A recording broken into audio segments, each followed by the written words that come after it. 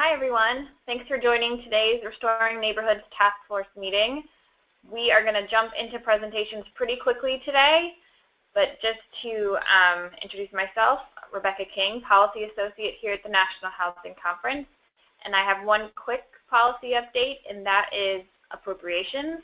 I'm sure most folks have followed it, but just to recap, both Senate Appropriations Committee and the House Appropriations Committee have passed their T-HUD budgets, which is great, and they had pretty good funding levels for most HUD programs.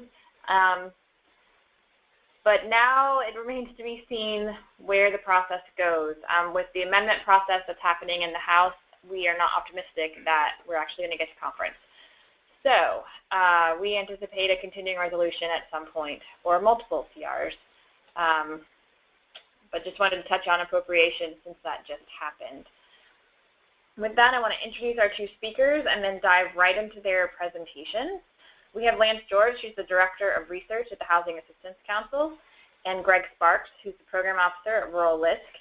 And both Rural LISC and HAC are NHC's honorees this year at our annual gala tomorrow. So we wanted to highlight some of their work. So with that, I'm going to turn it over to Lance, and just bear with us for one quick second while we pull up his presentation. And as we're doing that, please do send questions through the question box throughout the presentation, and we will get to them at the end of Lance's presentation before we switch over to Greg. And with that, I'll turn it over. Thanks, Rebecca. And before we start, we'd like to thank the National Housing Conference for their hosting this discussion and around rural housing issues and the recognition of rural housing issues, again, not only at this discussion, but also at the gala and the following symposia.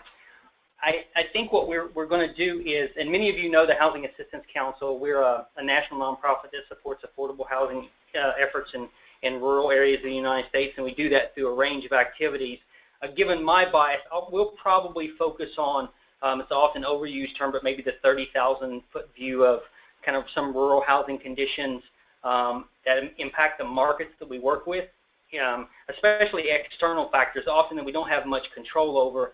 And I think the transition to Greg, he'll focus on how that manifests itself in some of the actual work that's being done on the ground. I aspire to be Greg. He's an actual houser. I am not a houser. Greg builds housing for people. I talk about housing, but I do think it's important to kind of recognize some of the conditions and externalities that we have to work with in rural communities. Some of them are very different than in the urban context. Some of them are the same, but we wanted to provide a quick overview of some of those. And as we know, the Housing Assistance Council, we've been around for about 45 years, and much of the presentation takes a longitudinal look at some of these factors and conditions over those 40 years that HAC's been around, with a slight nod to what the future might look like in rural communities. The presentation is called Ruralities of Housing, which is kind of a feeble attempt at a play on words for realities that we all deal with. But we'll just jump into them. And the first rurality that we would like to recognize is that rural America is big, and we often say it's really big. Now, that is not a profound statement, but quite frankly, we think it's important to understand the geographic and the spatial scope in which which we work in rural communities. In rural America, it contains about 24% of occupied housing units, of the nation's housing units, but those are settled across about 97% of the nation's land mass. And to try to put that in perspective, you'll notice on the slide the lighter blue areas would indicate some level of urbanization. We could have the entire discussion today. This is often a question we get on how do you define rural and urban and vice versa. But the lighter blue areas are one indicator of urbanized areas, and all of the darker blue areas on this particular map would kind of connote some level of rurality, and you'll see that's a large spatial dynamic. One way to try to illustrate this is if you took every rural housing unit and gave it the average size lot, which the average size home ownership lot in rural communities is about an acre, much different than in suburban or urban places. And then you took the average size rental unit, if you put each one of those housing units next to one another neatly, they can almost all fit in the state of Nevada, almost perfectly. So you'll see all the rest of the blue area is the spatial dynamic in which many of us work. What we would call it's a very large, diverse landscape of a lot of different kind of communities, or what we would call not one rural but rurals. And how that manifests itself in housing, is a range of factors given the spatial dynamics on how far a veteran has to go to a VA hospital, how far a rural worker has to commute to their job, how far an older person has to be located from their medical facilities or their caregivers, and often in the context that we work in, and Greg might mention, many urban CDCs or suburban CDCs work in a community, maybe even a city block. Many of the organizations that we work with who are providing housing in rural communities work in multiple county areas. As an example, some of the area that Greg works in, there are counties that are larger than 3 or 4 states put together. So I think it's very important to at least understand the rural dynamic or the geospatial dynamic in which we work in. The second, rurality, and it's again not directly related to housing, but rural relevance may actually be the biggest rural housing challenge. So housing conditions are inextricably linked to social and economic conditions, and this is one. There are many of them, but one of the major challenges that we're seeing right now is, quite frankly, what we would classify as rural relevance through depopulation or migration. And many rural communities are, quite frankly, losing population. And it's just not the absolute population that they're losing, it's the population itself, particularly out-migration of younger working age persons, especially those who have higher incomes and higher educational attainment levels. Quite frankly, there just aren't, the economies in many rural communities can't support the economic factors that many of those labor markets that they would participate in. So you have an out-migration, but it's of a particular cohort or demographic that provides an imbalance where in many rural communities, not all, you have a greater proportion of the population that's either low income or older. And this is a significant housing challenge and manifests itself in different ways. To try to provide a graphic illustration of this, we just have a map of population loss from 1960 to 1970. We'll run through these relatively quickly, but the darker blue areas indicate where there's a greater proportion of population loss. And so this is just any county that's highlighted actually lost population, and those areas that are darker blue lost the most population. So in 1980, this was a phenomenon called the rural rebound. There wasn't as great a population loss. Some of that is, demographers are still trying to figure that out, but it's probably largely related to the baby boom generation. Population loss in 1990. In 2000, again, less population loss. And in 2010, again, the areas, and we tracked this through 2014, and the trends are even more unsettled, where for the first time between 2000 and 2014, there's been actual real population loss. And you'll notice a lot of these areas continuously show up throughout the decades. Those are the most extreme cases for kind of population dynamics or population loss, but they're particularly profound in these areas. Some of these areas are actually now what we call natural population loss areas, or you could refer to them as American Japan. I mean, they have more deaths than births, and that's in a kind of in a spiral. It's very hard to come out of that. But rural areas are losing population, and they're losing key population, which might impact or can impact housing demographics in a key way. We often talk about rural communities supplying the nation with food, fiber, and fuel, but now increasingly we're supplying urban areas with our youngest and brightest as well. Rurality number 3, and we would just note that most rural Americans live in high-quality housing, and the discussion about rural housing issues, we can often focus on challenges or woe is me and all of the problems, but I think it's important to recognize some of the successes, and quite frankly, one of them is improvement in housing stock or physical housing conditions. Quite frankly, most rural Americans just live in high-quality housing. And just to give an example, we don't have great data on this, but one particular indicator is one of the most egregious forms of housing, substandard housing, is lacking adequate plumbing. And you'll notice in the U.S. in 1970, about 6% of housing units lacked adequate plumbing. You see a pretty rapid decline to where roughly about 0.5% of the occupied housing units in the U.S. lack adequate plumbing. In rural areas, the decline was more profound. So in 1970, about 14% of all occupied homes lacked adequate plumbing, which is a pretty rapid decline.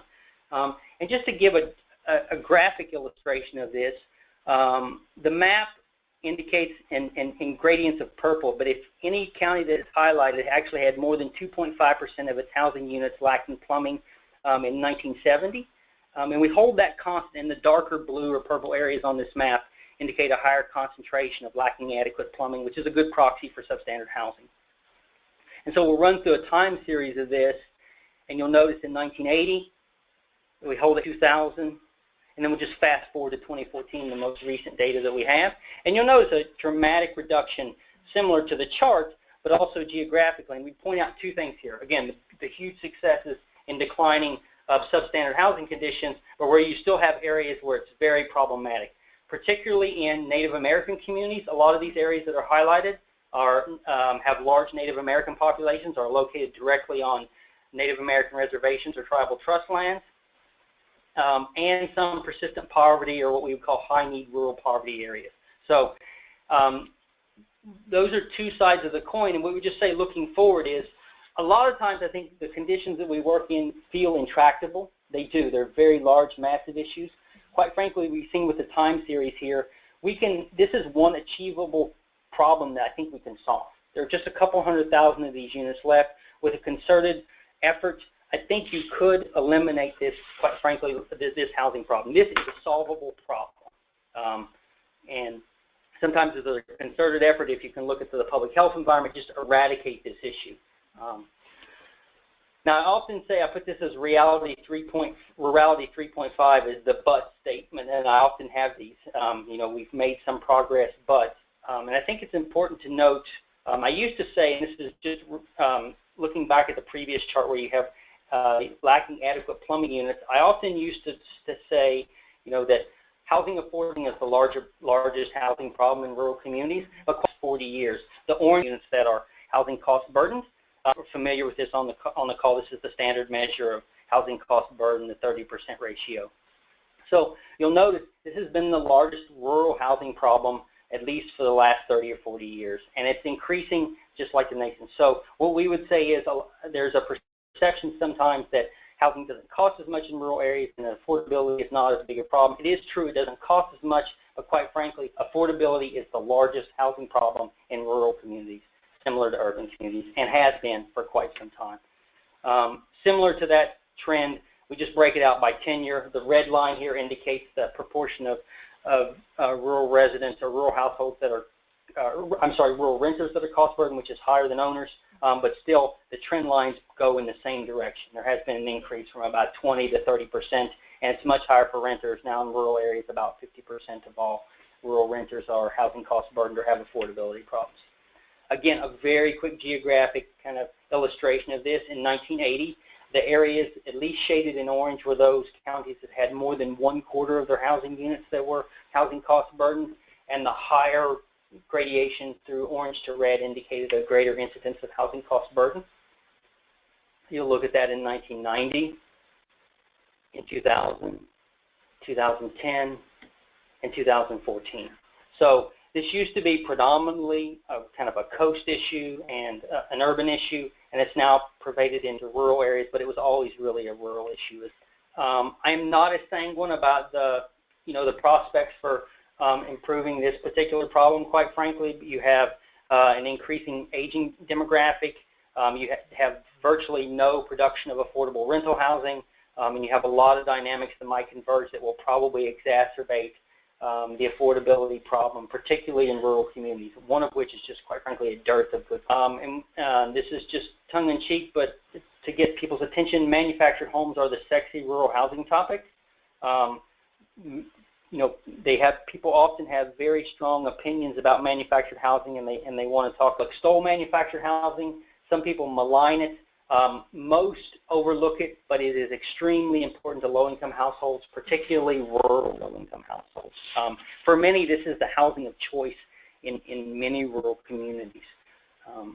Just to give, again, another time series lapse, about 7% or about 6.5% of all occupied housing units in the nation are manufactured homes. You'll see it kind of reached its peak in 2000 and slightly declined. That's a confluence of probably two things. A lot of the older stock going offline, some of the older 1960s and 70s manufactured homes, and quite frankly, this industry went into a pretty severe slump, even predating the actual larger housing crisis. So that indicates the decline, the slight decline in the proportion of the housing stock. If you look at rural areas, it's a much more important component of the housing stock, roughly 15 or 16%. But again, a very similar trend line where you see a slight decline in the actual ratio of manufactured homes to the overall stock. But again, still very important.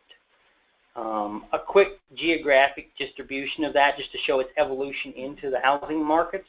The green areas indicate a higher proportion of manufactured homes, and this is in 1970.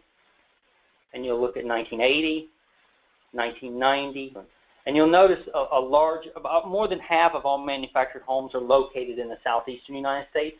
But you see the areas with the darkest green that have the highest concentration or proportion of manufactured homes. I'm sorry, and then just go to 2014. Go from 2000 to 2014. So you'll see some interesting dynamics, but again, this has become the housing of choice in many rural communities and has evolved into rural markets. Again, we could spend almost the entire webinar talking just about this. This is kind of a hot, dynamic issue. I did want to illustrate sometimes, and this is often my tendency to try to oversimplify things, but manufactured homes can often be bifurcated into two issues. One would be the new stock, how it's sold, and one is often overlooked as the older housing stock. How do you preserve or maintain or take care of that older stock? Quite frankly, that many of the consumers that are housing haven't been well served by it, just the way it was delivered.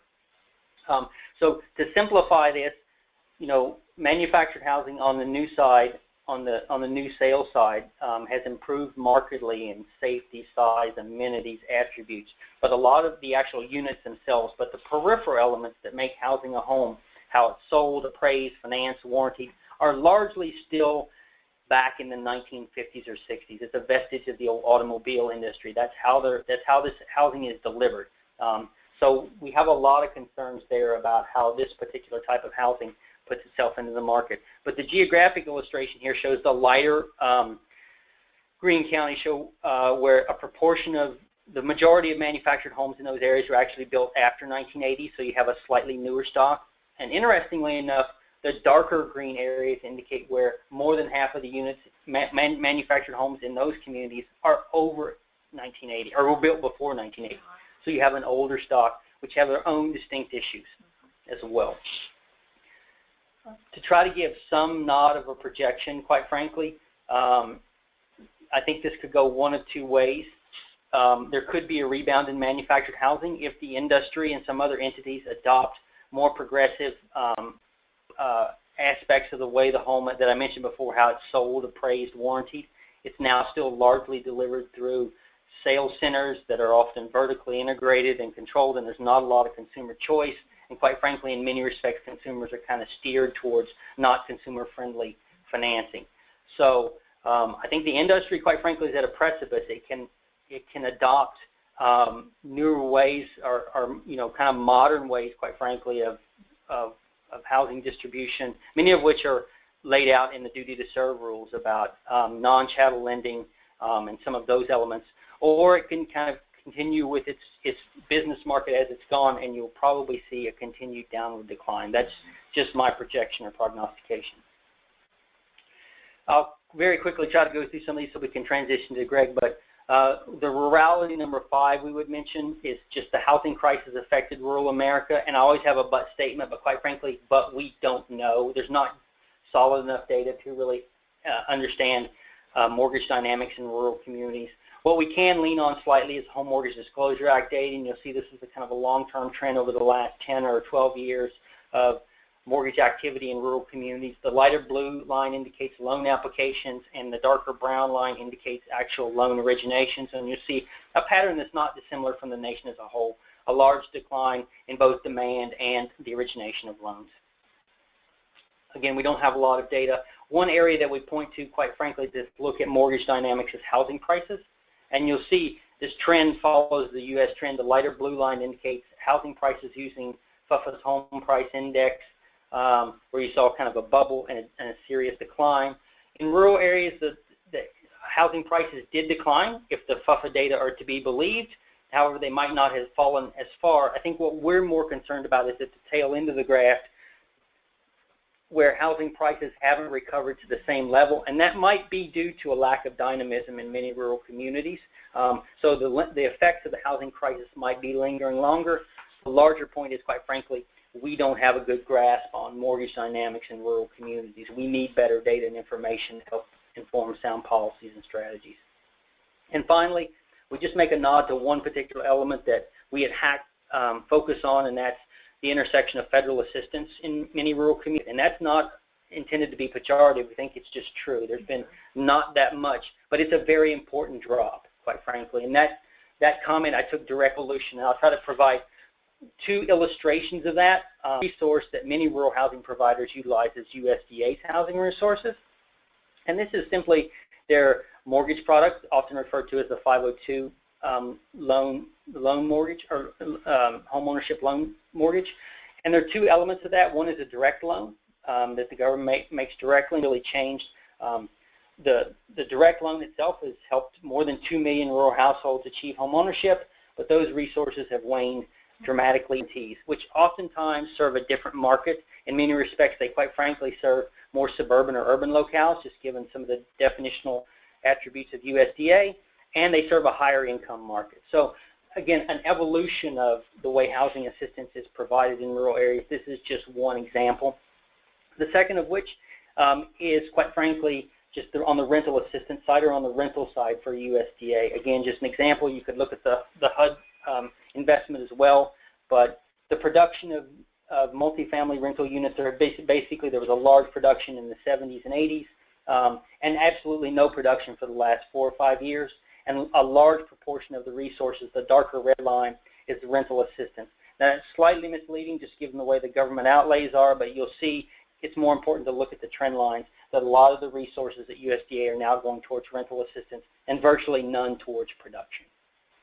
So that's a quick overview. Again, we could delve much deeper into the federal intersection. So at that point, I think we would turn it over. I would just note very quickly that a lot of these data and information are available for your community. At HAC, we have a resource called the Rural Data Portal, where you can look up some of these characteristics. Not all of them, especially some of the time series, but you can look up many of them. And I don't have a slide here, but it's just Google Rural Data Portal or ruraldataportal.org, and you can kind of glean some of this information yourself. So again, we appreciate it, and I'm looking forward to Greg's comments and insights. Thank you. Thank you, Lance. That was great. And I will send out the link to the Rural Data Portal in our follow-up email with minutes from today's meeting. And we will transition over to Greg. Just bear with us for a second, and do feel free to send questions. And I did want to follow up on something you mentioned about the housing affordability challenges in rural America. And as opposed to San Francisco or New York City, it's not a housing cost issue, but it's primarily driven by incomes in rural America? They're probably driven by incomes in urban America too. You know, incomes have been stagnant across the board in the lower quintiles, but it's true that incomes are much lower. So housing costs are low in rural areas, but incomes are also markedly lower due to a lack of dynamism. So I think it's a confluence of housing, increasing housing prices, and stagnant wages, especially at the lower income quintiles. And I don't see, that's one area where we don't see there's much difference across sectors. Quite possibly at some level on your level of, say, minimum wage that can come into play. But thanks, that's a good question. I didn't know if that answered it or not. No, it did. That was great. All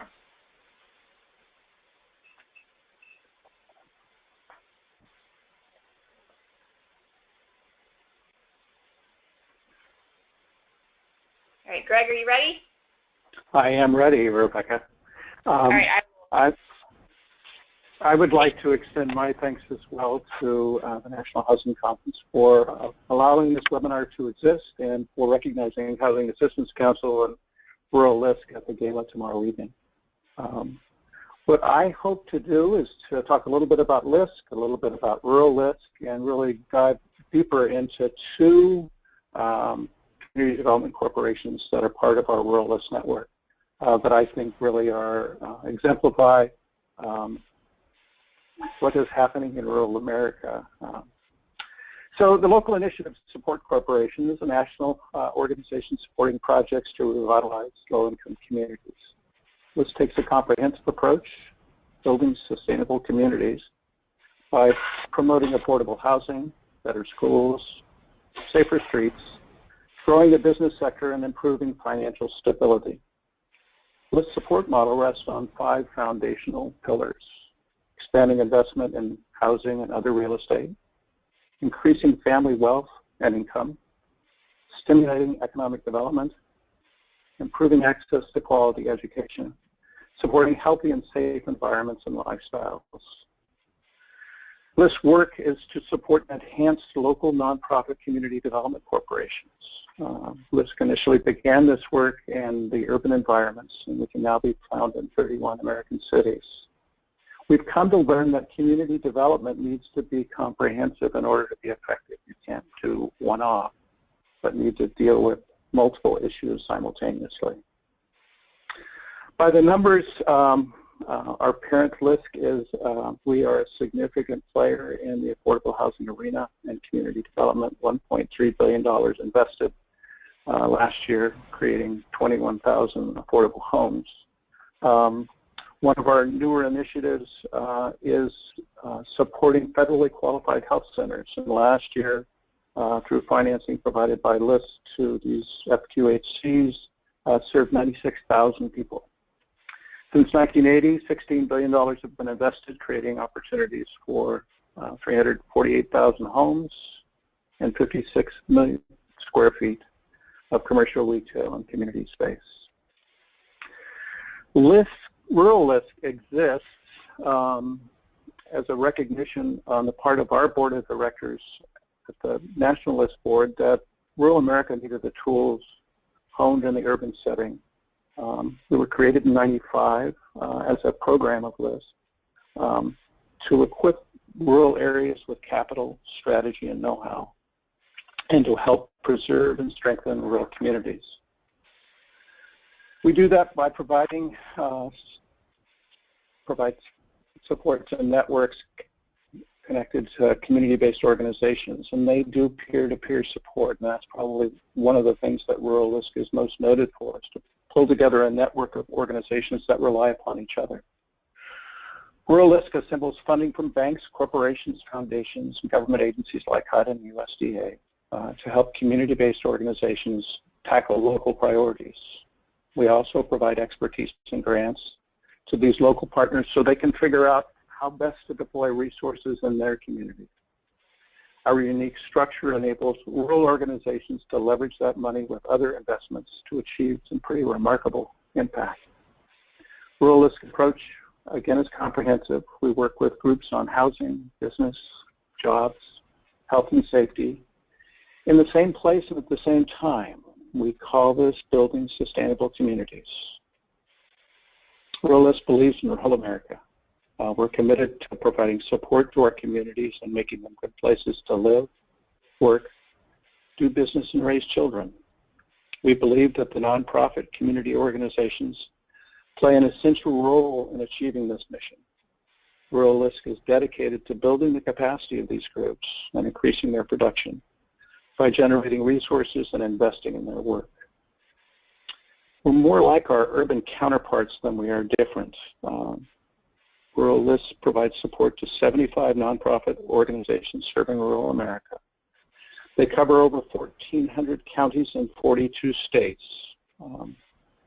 Many of the challenges that our organizations face are similar to urban groups. There's a lack of quality, affordable housing options. Struggling economies make for limited job opportunities, limited quality education for all ages. Two things that probably distinguish us from our urban counterparts is that we also are burdened with the lack of access to modern technologies, and that the healthcare and medical facilities and access to them are shrinking in rural America. The impact of Rural LISC is really a measure of the impact of all of our community organizations. And for that, I'd like to highlight two of them, one on the West Coast and one in Maryland. Self-help enterprises. Bard McAllister, a Quaker from Berea, Kentucky, was a field organizer in the San Joaquin Valley of California during the 50s and 60s. He worked alongside farm workers and asked them about their aspirations and dreams. Their answer, not too different than today, included a healthy family, educational opportunities for their children, and housing they could control and own. Self-help enterprises was a spin-off of the American Friends Service Committee Farm Worker Housing Project in Visalia, Tulare County, California in 1963. The AFSC mission was one of social justice for the farm workers of the San Joaquin Valley. Self-help enterprises developed the program model known today as mutual self-help housing. Serving primarily farm worker families, they would assemble building sites and help 10 to 12 families to work cooperatively together, building each other's homes, realizing the savings of sweat equity, and making home ownership possible for extremely low and very low income households. On or about 1968, Self-help enterprises is the first Office of Economic Opportunity grant from the Tulare County Community Action Agency to finance technical assistance to self-help home builders. USDA, then Farmers Home Administration, up to this point in time provided mortgage financing for single-family homes that were, quote, on farm, meaning a farmer could apply for mortgage financing, but not a farm worker. She, along with a number of other CAP groups, approached Farmers Home Administration and Congress and got language in an appropriations bill to allow for Section 502 loans to be made to low-income borrowers off-farm. She operated, OEO's technical assistance funding was replaced in 1971 with USDA Farmers Home Administration 523 technical assistance grants. It's important to acknowledge and point out that last year in 2015, USDA Rural Development celebrated the 50th anniversary of the self-help housing program. 50 years and 50,000 self-help homes constructed nationally. Self-help operated the mutual self-help housing program for the first 10 years in its 7-county service area. Around 1974, the SHE board pushed the organization to add additional program elements, offering housing and rehabilitation, community water and wastewater services. These two elements matured into departments within SHE and would offer services to rural cities and unincorporated county communities. SHE would help cities and counties and special districts to access federal and state resources to offer housing rehabilitation services to low-income households and community facilities development services to communities needing access to potable water or sanitary waste disposal systems. As you saw from Lance's presentation earlier, in the 60s and 70s, the San Joaquin Valley, like much of rural America, suffered from lack of adequate plumbing. The San Joaquin Valley also suffered from its Dust Bowl history. Hoovervilles existed as enclaves of affordable housing, not safe and sanitary, but the most affordable for those of limited means. While larger cities access federal and state resources to improve the infrastructure and housing stock, counties strained with limited staff capacity to address unmet needs. The community development and housing rehabilitation departments of SHE served and continue to serve as adjunct staff for local government. They serve as a circuit rider of sorts, helping to assess and express need, design sound program responses, seeking to secure viable funding solutions, and then help in the build-out and management of those solutions. Today, these services include loan portfolio management, housing counseling and education, home buyer assistance, grant writing and grant management, monitoring deed-restricted housing, preserving long-term affordability, and emergency services such as drought relief, and I'll touch upon that a little bit later. Around 1979, she embarked on the newest element of the organization. They acquired and rehabilitated a Grover-owned farm labor camp for permanent farm worker rental housing. That early work helped inform the organization and shape the best practices of today. Their upcoming development in Goshen the community where the first self-help homes are located, is a master plan community with rental housing, single-family homes, a healthcare clinic, a large community park, a commercial development including fresh food options, after-school programs, and enhanced transit services. The accomplishments of Self-Help Enterprises are impressive. Most recently, Self-Help Enterprises stepped up to take a leadership role in helping rural residents of the San Joaquin Valley address the impacts of drought. Many rural households are now without a source of water, potable or otherwise. So they've set about securing the resources to help with temporary solutions and the drilling of new wells. It's important to point out one aspect of SHE was that the parent of Rural Community Assistance Corporation, a regional technical assistance provider based out of West Sacramento, really came about when the Community Services Administration approached SHE and encouraged them to seek funding and deliver technical assistance in the Western United States. The SHE board sat back and said, you know, we're going to stick to the knitting. We're going to stay in the San Joaquin Valley, but we would encourage a group of staff to spin off and create a new organization for that purpose. They weren't interested in building an empire, but taking care of their constituency. Moving on to going all the way across the country to Maryland, the Garrett County Community Action Committee was incorporated as a standalone nonprofit organization in 1965. Like all CAPs of that era, they were born out of the Johnson's administration war on poverty.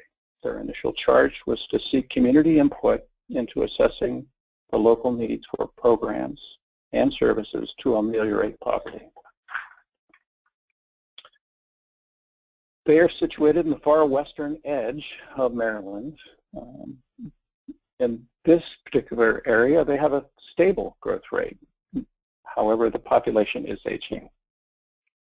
Out of that initial assessment, Garrett County Community Action Committee became the delivery mechanism for programs that we know today as Head Start, aging program services, transportation services, programs for the developmentally disabled, economic development incubators, and the countywide housing agency. During the 70s, some of these programs were either spun off to standalone nonprofits, like the Program for Developmentally Disabled, or others, like Transportation, Aging, and Economic Development, were taken over by county government. New program resources emerged for rural communities as model cities begat CDBG, more specifically, the Small Cities Non-Entitlement CDBG. Garrett County Community Action Committee became the local infrastructure to assess local need, design programmatic responses for housing rehab, and bringing indoor plumbing to that portion of rural Appalachia. They also use this as a platform to develop the capacity to offer staffing services to local municipalities. Again, circuit rider city managers. They became the delivery mechanism for weatherization and energy assistance programs. Garrett County Community Action Committee became the local institution for the implementation of innovative programs. In 1980, federal and state resources began to shrink. County government was not in a position to fill the funding void, so the county looked to the Chamber of Commerce, the Community College, Garrett County Community Action Committee to continue to operate programs. Garrett County Community Action Committee took the lead by continuing transit and aging programs, housing and community development, and planning services at a reduced level, I might point out. In the 90s, Garrett County Community Action Committee became the developer and owner of affordable rental housing. Most recently, they acquired and financed the recapitalization of an aging Section 515 rural rental development, and they will be adding an additional phase of new construction on that same campus. The board and staff of Garrett County Community Action Committee are continually honing tools for service delivery. They just don't deliver Head Start programs, but provide a continuum of education that spans from pre-Head Start to after-school programs to adult literacy classes. They don't just run Garrett County Transit Services, but operate a motor pool that services vehicles of Meals on Wheels, Head Start, Wheels to Work.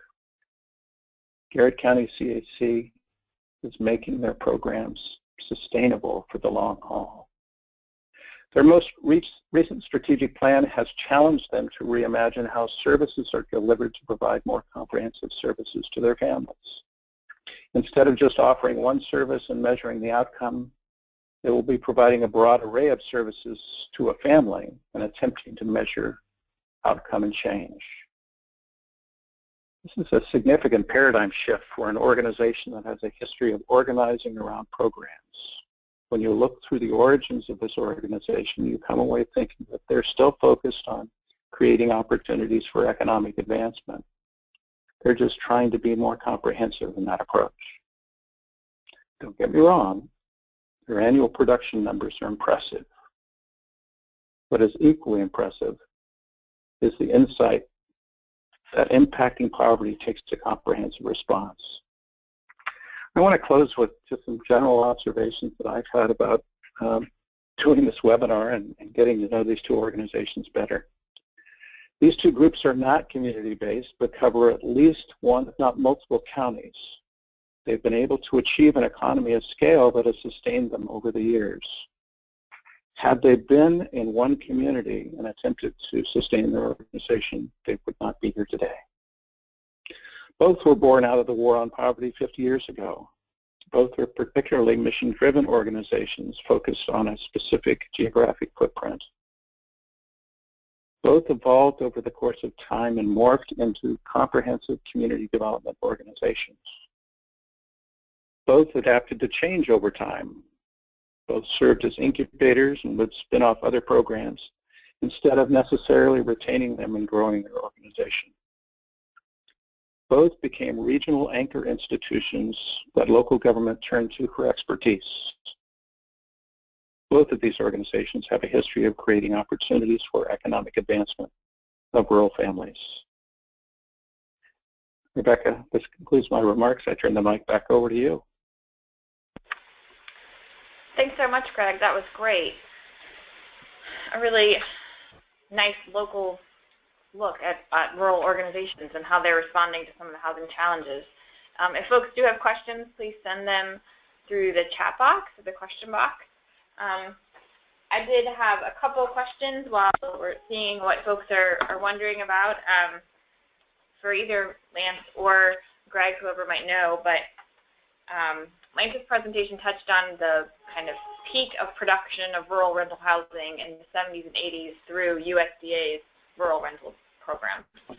So what that means now is those mortgages are reaching their maturities, and so it seems like that's going to make the rural rental housing situation worse as those units come out of the program.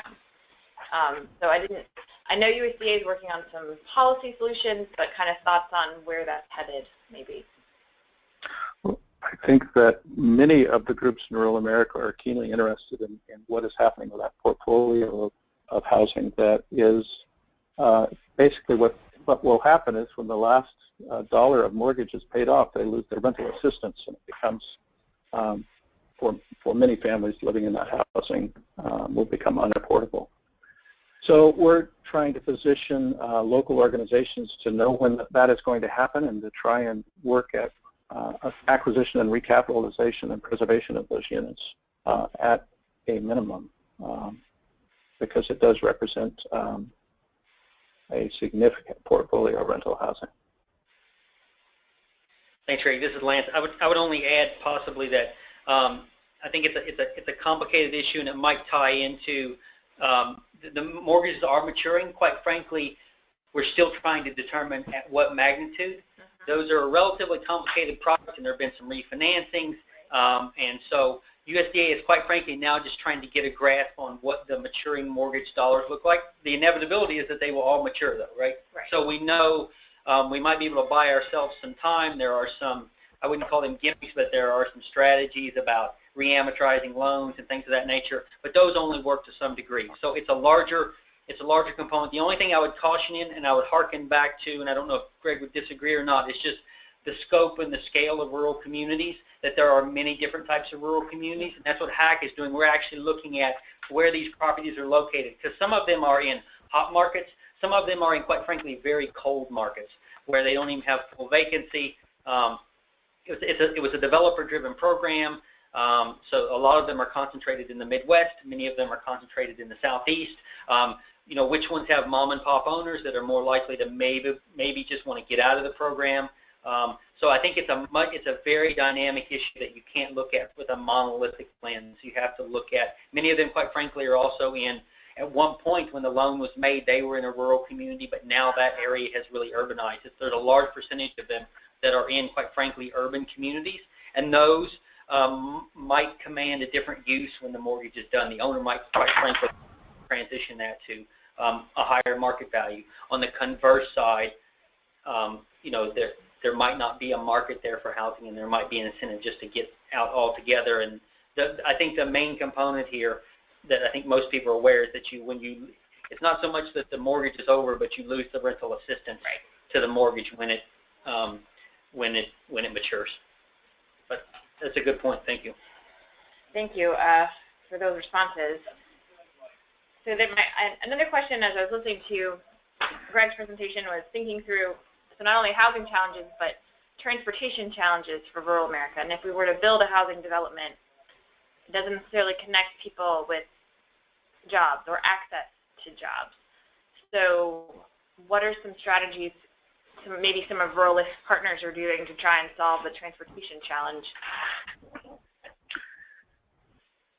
So in some areas, the state governments are getting that connection and realizing that, in fact, the issue of global warming and transportation and carbon offsets, in the case of California, they have funded a trust fund that will subsidize a portion of affordable housing that is transit-oriented. We've been strained in rural California to try and figure out how to make that work, because we don't have light rails and subway systems in rural America. But we do have bus systems, and I think that that has put a special emphasis around housing and how you are helping families either get closer to work in rural communities or providing mass transportation that can carry them into employment centers. Great. Well, I am not seeing other questions come in. I would just want to thank Lance and Greg for their presentations. It's been a great kind of overview and deep dive into rural America and housing challenges and some of the great work that's being done there. Again, just to remind folks, our gala is tomorrow evening, and our policy symposium is Friday. It's here in D.C., and it's free for folks in the area, and we're going to look at rural housing and also housing's place in solving poverty challenges. And the policy symposium will be webcast as well. So please check that out on Friday, and information is available on our website. And we will send out these presentations and a link to the recording within the next week or so. So with that, thanks so much for joining us this afternoon. Thanks again to Lance and Greg. And we will talk with all of you next month at our July task force meeting. Thanks. Thank you, Rebecca. Thank you.